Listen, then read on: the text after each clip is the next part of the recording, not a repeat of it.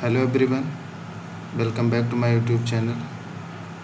आज हम बात करेंगे गैमेटोजेनेसिस के बारे में। इसके पहले हमने मेल रिप्रोडक्टिव सिस्टम और फीमेल रिप्रोडक्टिव सिस्टम के बारे में बता दिया। अब हम बात कर रहे हैं गैमेटोजेनेसिस, जो कि आज हमारा टॉपिक है गैमेटोजेनेसिस। ठीक है, गैमेटोजेनेसिस चलिए स्टार्ट करते हैं।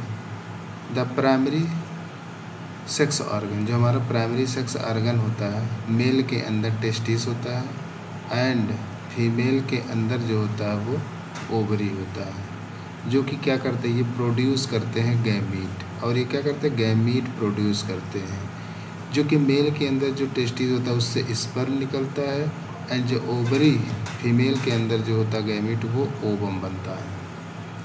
ठीक, रिस्पेक्टिवली मतलब मेल के अंदर स्पर्म और फीमेल के अंदर ovum respective by the process is called gametogenesis. हमने पहले भी बता दिया था आपको, formation of gamete is called gametogenesis.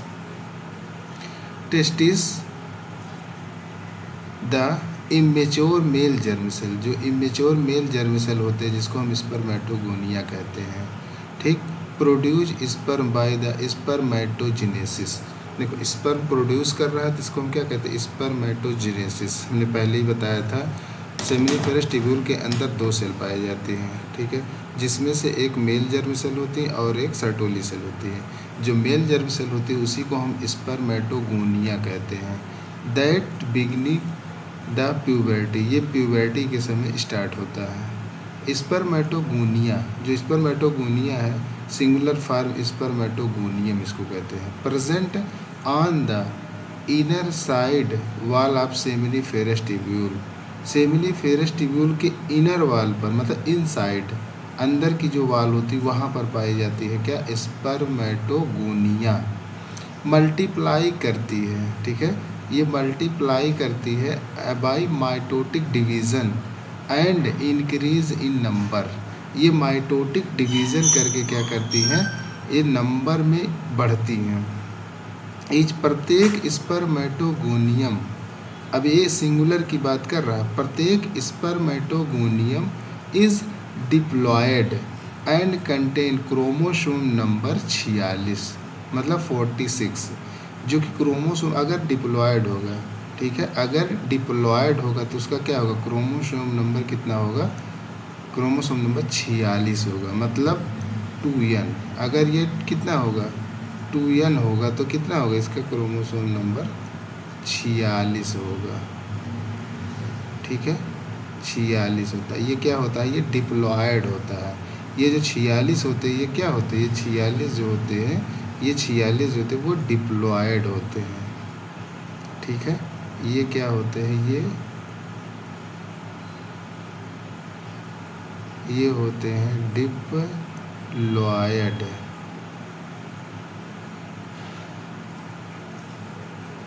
ठीक है, ये डिप्लॉयड होते हैं, ये होते हैं डिप्लॉयड ऑर्गेनिज्म होते हैं। फिर यहाँ पर बात कर रहे हैं, सम टाइम, कुछ समय, द स्पर्मेटोगोनिया को हम प्राइमरी स्पर्मेटोसाइट, जो कुछ स्पर्मेटोगोनिया को हम क्या कहते हैं, प्राइमरी स्पर्मेटोसाइट कहते हैं। ठीक है, पीरियोडिकली अंडर मियोसिस डिवीजन, मतलब प्राइमरी स्पर्मेटोसाइट में जब मियोसिस होता है तो उसमें क्या होता है, प्राइमरी स्पर्मेटोसाइट कंप्लीट होती है। फर्स्ट मियोटिक डिवीजन, जब प्राइमरी स्पर्मेटोसाइट में जब फर्स्ट मियोटिक डिवीजन जब कंप्लीट होती है तो वहाँ से क्या, रिडक्शन डिवीज़न होता है। ठीक, leading to formation of 2 equal haploid cell बन जाता है। जिसको हम क्या कहते हैं, सेकेंडरी स्पर्मेटोसाइट कहते हैं। ठीक है, इसमें जब क्या होता है, इसमें क्या होगा, इसमें जो हो जाता है, जब इसमें मियोसिस होगा तो इससे क्या, हैप्लॉयड सेल बन जाएंगे। ठीक है, तो n नंबर हो जाएंगे, 23 क्रोमोसोम आ जाएगा। आगे लिखा है ओनली 23 क्रोमोसोम इन ईच, मतलब प्रत्येक के अंदर क्या होता है, 23 क्रोमोसोम आ जाएगा। फिर ये कह रहे हैं सेकेंडरी, जो सेकेंडरी स्पर्मेटोसाइट होती है उसमें सेकेंड मियोटिक डिवीज़न होता है। ठीक। और इस प्रोसेस से 4 इक्वल क्या बन जाते हैं, डिवीजन, 4 इक्वल डिवीजन होते हैं, 4 इक्वल हैप्लॉइड क्रोमैटिड पाए जाते हैं। ठीक है, 4 हैप्लॉइड इक्वल क्रोमैटिड होते हैं। वहाँ पर 2 थे, फिर से डिवीजन हुआ, फिर 2 हो गए, मतलब 1 के 2, फिर 2 के 2, मतलब 4 हो गए। ठीक है, आगे बढ़ते हैं। आगे बढ़ते हैं, इसमें क्या लिखा है, number of chromosome in spermatid. Spermatid में कितने क्रोमोसोम होंगे, ये पूछ रहे हैं। स्पर्मेटिड में कितने क्रोमोसोम होंगे, क्रोमोसोम नंबर 23 होंगे। ठीक है, spermatid transform, spermatid are transform into spermatozoa. ठीक है, जब स्पर्मेटिड जब ट्रांसफार्म होते हैं किसमें, स्पर्मेटोजोआ में, तो उसको हम क्या कहते हैं, स्पर्म कहते हैं। ठीक, इस प्रोसेस को स्पर्मियोजेनेसिस कहते हैं। ठीक है, इस प्रोसेस को क्या कहते हैं, इस प्रोसेस को स्पर्मियोजेनेसिस कहते हैं। आफ्टर स्पर्मियोजेनेसिस के बाद जो स्पर्म का हेड होता है, ठीक है, स्पर्म का हेड बिकम एम्बेडेड, धंस जाता है कहाँ पर, सर्टोली सेल, सर्टोली सेल के अंदर धंस जाता है। Are finally released from seminiferous tubule, seminiferous tubule से रिलीज होते हैं। क्या रिलीज होते हैं, स्पर्म। उस प्रोसेस को क्या कहते हैं, स्पर्मिएशन कहते हैं। ठीक है, स्पर्मिएशन कहते हैं।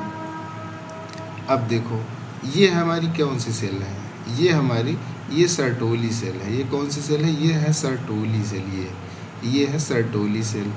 और ये क्या, प्राइमरी स्पर्मेटोसाइट, ये प्राइमरी स्पर्मेटोसाइट और ये है सेकेंडरी स्पर्मेटोसाइट। ठीक, और ये स्पर्मेटिड, यही स्पर्मेटिड जब ट्रांसफ़र हो जाएंगे किसमें, स्पर्मेटोजोआ, तो आगे स्पर्मेटोजोआ बन जाएगा। स्पर्मेटोजोआ क्या कहते हैं, स्पर्म कहते हैं। ठीक, स्पर्मेटिड ट्रांसफार्म इनटू द, मतलब spermatid transform into the spermatozoa, इस कार्ड क्या कहते हैं, स्पर्म कहते हैं। स्पर्मियोजेनेसिस, इस प्रोसेस को स्पर्मियोजेनेसिस कहते हैं, और ये जो स्पर्मेटोजोआ इसको हम स्पर्म कहते हैं। ठीक है, अब ये स्पर्मेटोगोनियम है, एक सिंगल की बात कर रही है, ये सिंगल क्या है, स्पर्मेटोगोनियम है। ठीक है, ये स्पर्मेटोगोनियम है। और आगे बढ़ते हैं, आगे बढ़ते हैं, 1 मिनट। ठीक है, अब ये देखिए लिखा है, स्पर्मियोजेनेसिस स्टार्ट हो जाता है the age of puberty due to significant there the secretion of gonadotropin releasing hormone, मतलब GnRH हार्मोन। ये स्पर्मेटोजेनेसिस जब स्टार्ट होता है प्यूबर्टी के समय, उसी समय सिक्रीशन बढ़ जाता है किसका, GnRH गोनाडोट्रोपिन रिलीजिंग हार्मोन का सिक्रीशन बढ़ जाता है। फिर करें, इफ़ यू रिकॉल, आप रिकॉल करिए हाइपोथैलेमस, ये कहाँ से बढ़ता है, ये निकलता है हाइपोथैलेमस से, हाइपोथैलेमिक हार्मोन होते हैं। ठीक है, ये हाइपोथैलेमिक हार्मोन होते हैं। और the increase level of GnRH, मतलब गोनाडोट्रोपिन रिलीजिंग हार्मोन का जो लेवल है वो बढ़ जाता है। Act the anterior pituitary gland, और ये कहाँ पर एक्ट करता है, इंटीरियर पिट्यूटरी ग्लैंड पर एक्ट करता है, और stimulate secretion to gonadotropin hormone, मतलब 2 गोनाडोट्रोपिन हार्मोन का सिक्रीशन करता है। वो कौन कौन से गोनाडोट्रोपिन हार्मोन होते हैं, वो होते एक ल्यूटिनाइजिंग हार्मोन LH, और एक होते हैं फॉलिकुलर स्टिमुलेटिंग हार्मोन जिसको हम FSH कहते हैं। ठीक है, ये हमारे गोनाडोट्रोपिन रिलीजिंग हार्मोन से निकलता है। GnRH कहाँ से निकलता है, एंटीरियर पिट्यूटरी से। कौन कौन हार्मोन होते हैं, एक होता है ल्यूटिनाइजिंग हार्मोन, और एक होता है कौन सा, फॉलिकुलर स्टिमुलेटिंग हार्मोन जिसको FSH कहते हैं, और एक LH होता है। ठीक है, LH एक्ट करता है लेडिक सेल पर, जो LH होता है वो लेडिक सेल पर एक्ट करता है और स्टिमुलेट करता है सिंथेसिस एंड सिक्रीशन एंड्रोजन का, जो कि स्टिमुलेट करता है एंड्रोजन के सिक्रीशन और सिंथेसिस के लिए। एंड्रोजन एंड्रोजन टर्म स्टिमुलेट करता था प्रोसेस ऑफ स्पर्मेटोजेनेसिस। स्पर्मेटोजेनेसिस की जो प्रोसेस होते हैं उसको स्टिमुलेट करता है, कौन करता है? एंड्रोजन करता है, ठीक है। फिर कह रहे हैं FSH जो फॉलिकुलर स्टिमुलेटिंग जो हार्मोन होते हैं वो एक्ट करते कहाँ पर? सर्टोली सेल पर। ये सर्टोली सेल पर एक्ट करते हैं और स्टिमुलेट करते हैं। और क्या करते हैं? ये स्टिमुलेट करते हैं।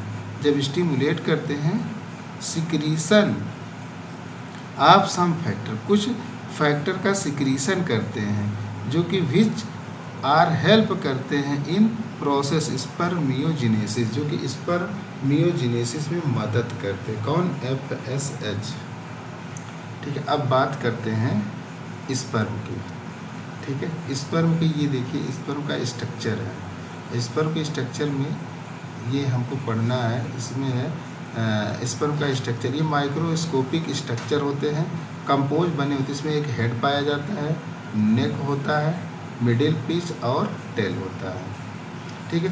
Plasma membrane involved in whole body.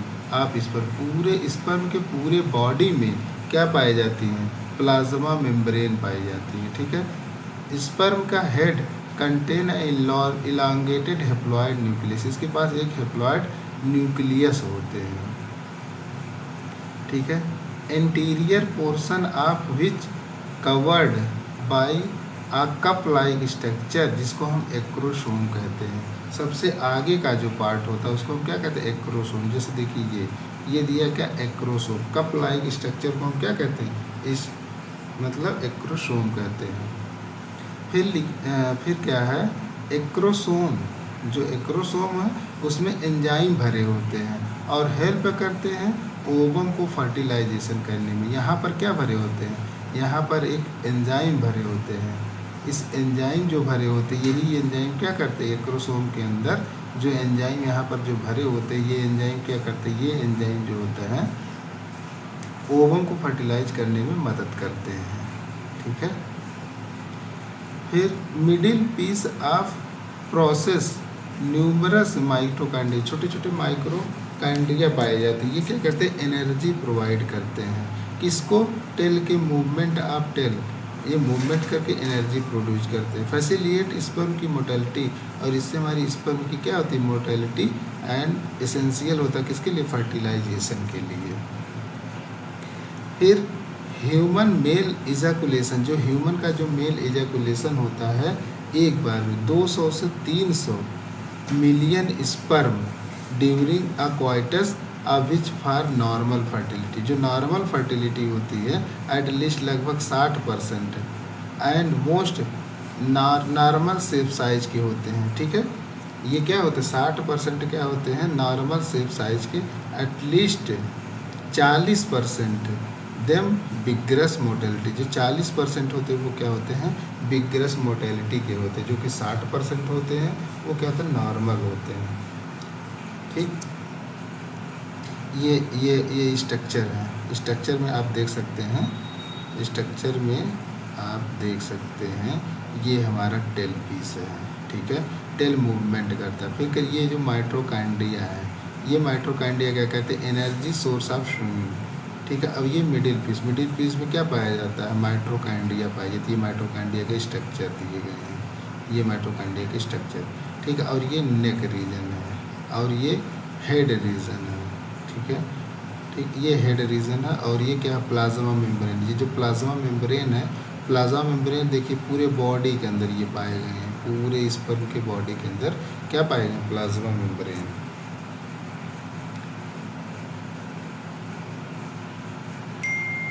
ठीक।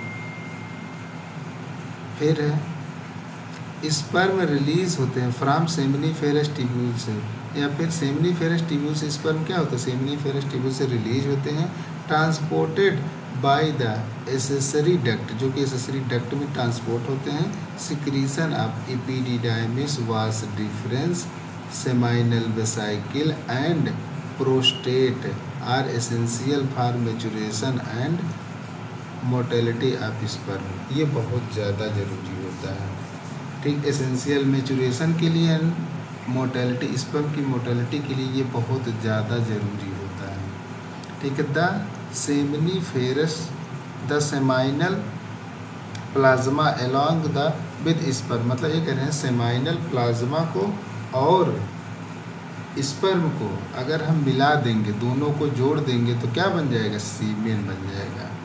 तो क्या बन जाएगा? सीमेन बन जाएगा। The functions of male sex accessory duct, जो function of male sex accessory duct and glands are maintain by the testicular hormone, जिसको हम क्या कहते हैं? एंड्रोजन कहते हैं, जिसको हम एंड्रोजन कहते हैं। अब हमारा प्रोसेस आता है ऊजेनेसिस का। कौन सा प्रोसेस है? Oogenesis.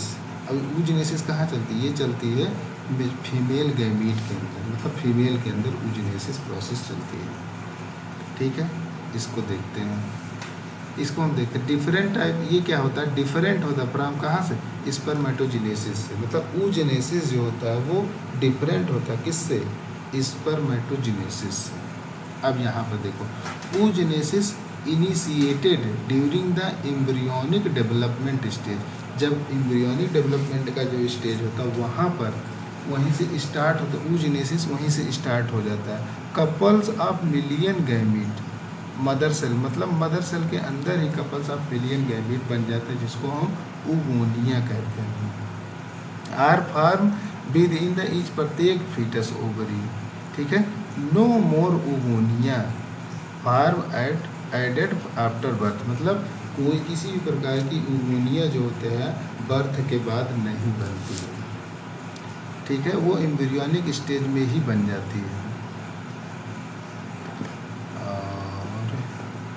These cell start division, cell division start कर देती enter into the prophase first of meiotic division, meiotic division के प्रोफेज फर्स्ट में, एंड गेट टेम्पोररी अरेस्ट हो जाते हैं। क्या होता है? टेम्पोररी अरेस्ट हो जाते हैं एट दिस स्टेज, जिसको हम क्या कहते हैं?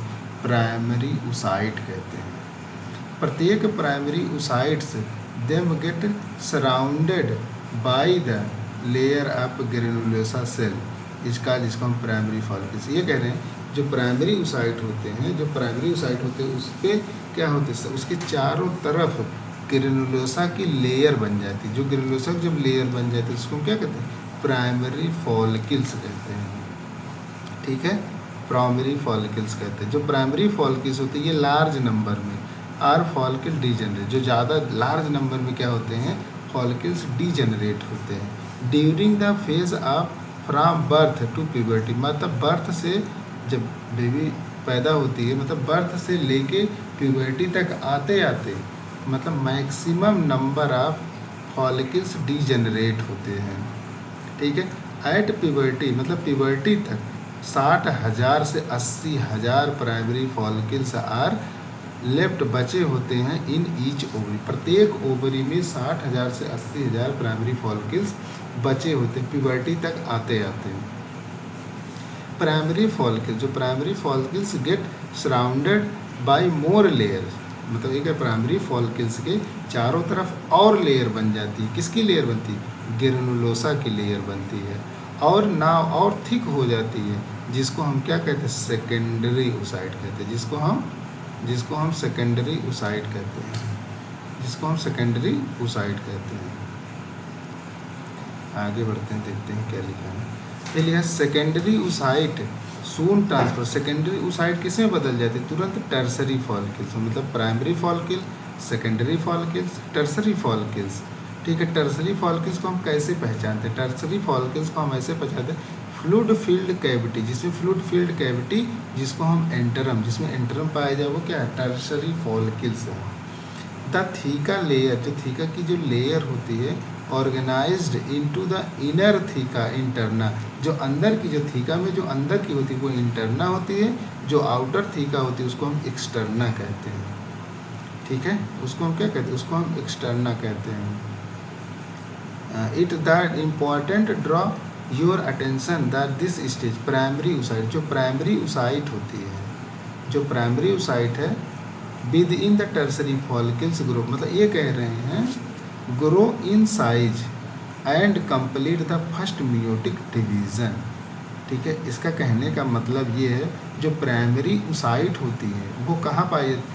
टर्सरी फॉलिकल्स के अंदर प्राइमरी ओसाइट पर और ग्रो करती हैं साइज में ग्रो करती हैं and complete the first meiotic division, और फर्स्ट मियोटिक डिवीजन कंप्लीट हो जाती है। ठीक है। अनइक्वल डिवीजन जो होता है result formation of large haploid secondary oocyte. Large haploid क्या होता है, सेकेंडरी ओसाइट बन जाती है टिनी फर्स्ट पोलर बॉडी, जिसमें से एक पोलर बॉडी बन जाता है। ठीक, आगे बढ़ते हैं। आगे हमको दे रखा है, एक मिनट,